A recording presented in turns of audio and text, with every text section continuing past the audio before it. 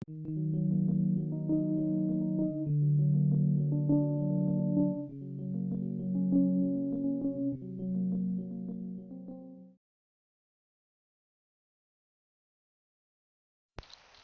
everyone and welcome back to Myth Tracker playing Mechwarrior Online.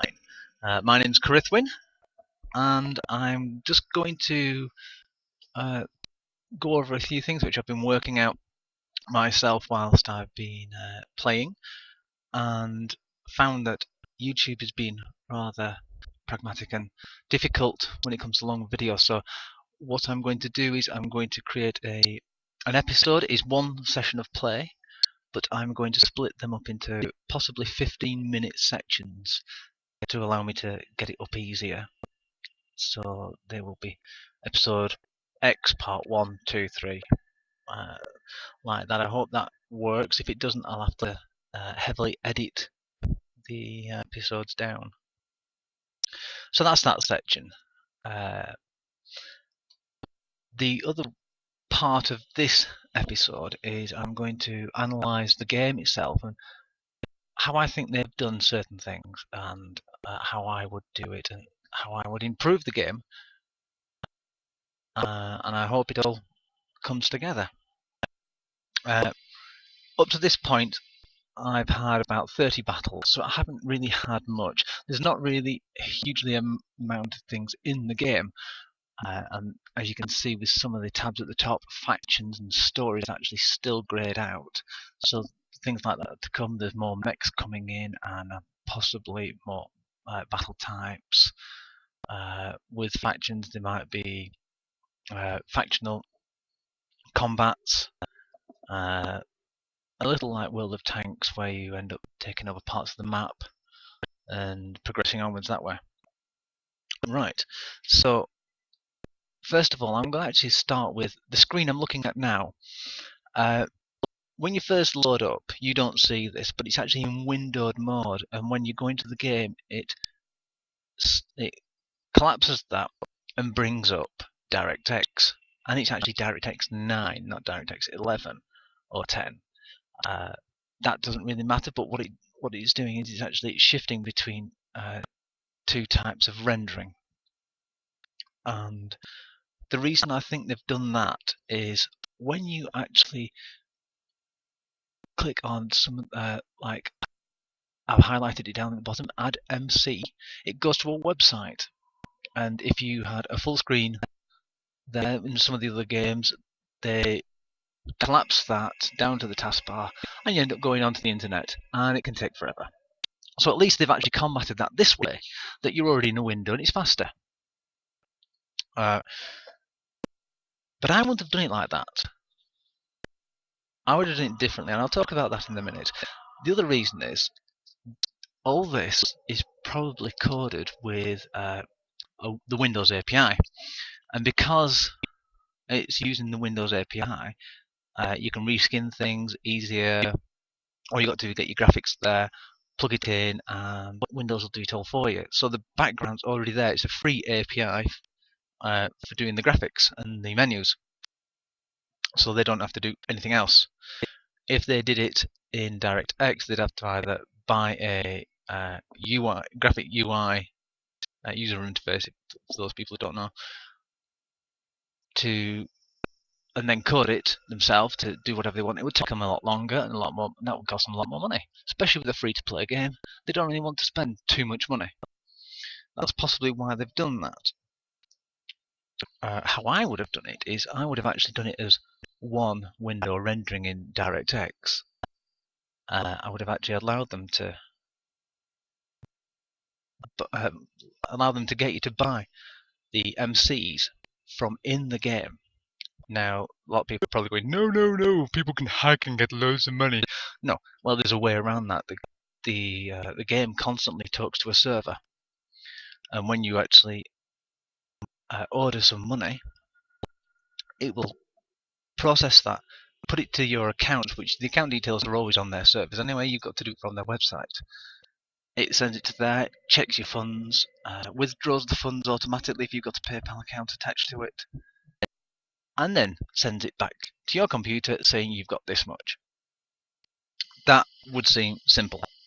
A lot of people probably find problems with that. If you do find problems, please put the comments in the comments. It will be really interesting to read it.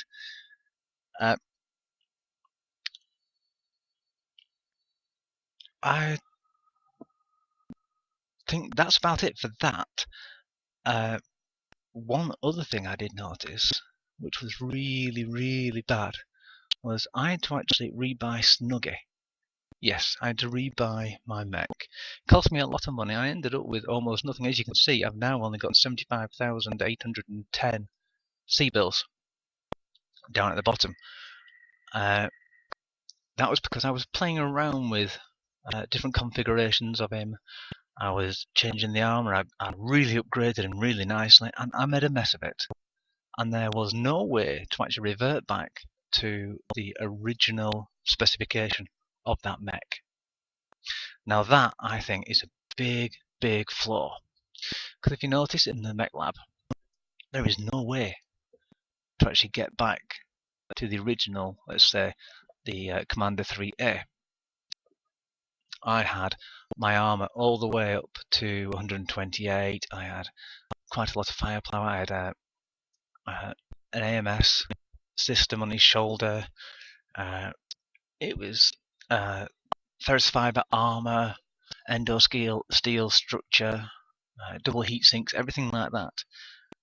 But I wanted to go back to the beginning to start again. But I had to sell off that mech and everything on it to rebuy this to get it back to the original configuration. What they need is a button to actually set back to the beginning, so you can do that. Conversely, with that, what it would be nice is actually having an encyclopedia, like Mech Commander 2 had, where it actually described what the mechs were, what role they played, what all the variants did.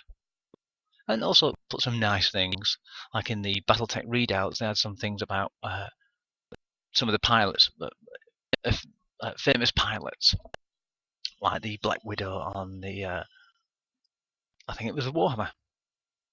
They're very interesting, especially for geeks like me. Also, that would help with the weapons. If you buy a weapon, let's have a look at loadout. It doesn't tell you anything really, apart from how many tons it is, how many slots, and what type of weapon. It just says SRM4. Now, this game is very accessible to everyone, except some. The reason why it's accessible is you can play light, medium, heavy, and assault mech right at the get-go. The controls are very difficult to start off with, but you get used to it really quickly. That's super. But you need to know the universe. Because how do you know that an SRM4 does 2 points per hit per missile and it's unguided? Or what a NARC system is? Or what a streak SRM is? Or even what a AC is? An AC? Yeah, is that some kind of electric current? No, it's an autocannon, which fires ballistic rounds. This is what they need to address. They need an encyclopedia for everything to allow people who don't know this the system to come and have a go, because otherwise it's not fair. They'll lose people that way. So that's that bit there. Right, the next bit is the match types. At the moment, there's only the assault type of map where you have to destroy all the mechs or capture the base. It's a Fast and Furious type of match. Very fun to play. Why have they done it? Well, the reason why I think they've done it like that is they're following what other games of this sort have already done, and it's very, very successful. But there's no point reinventing the wheel. Use what they've got from other games like World of Tanks. I'm using that because I know that quite well, and it's very, very similar. But put something in differently. putting mechs in and the bouts being a lot faster because they move faster, and the weapons are more devastating, and you can actually damage anything. That's not too much different. That's too similar. It's just playing World of Tanks actually in a science fiction setting. Now, how I would do it is I would keep these battles in, but put them into a different category called Solaris 7. I'll talk about that in a minute.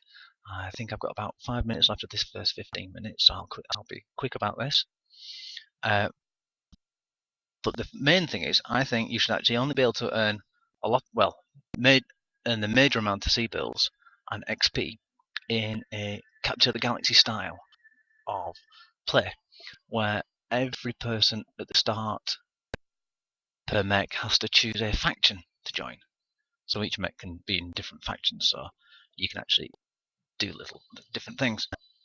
And it's like a game of Risk, basically. There's some areas which can't be taken over, can't be attacked, because that's their home bases. And you get bonuses depending on how many of the other planetary systems you actually own. It would be interesting to see that, because if you plan an attack, the server will actually automatically state attacks. You just select on it, and you wait in the corridor until everyone can actually play, and then you field it. The people actually defending have a quick choice whilst it's loading up of what to throw down there. If they've got enough special credits, they can put down gun emplacements, troops, vehicles. They're all AI driven. The other thing is the attacking side come in a dropship. Dropships are huge.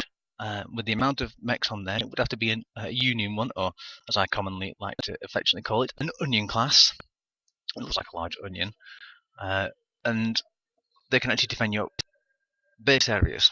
So basically, it's the attackers have to capture their base, the other side, and the other people just have to repel or destroy the dropship on the other side.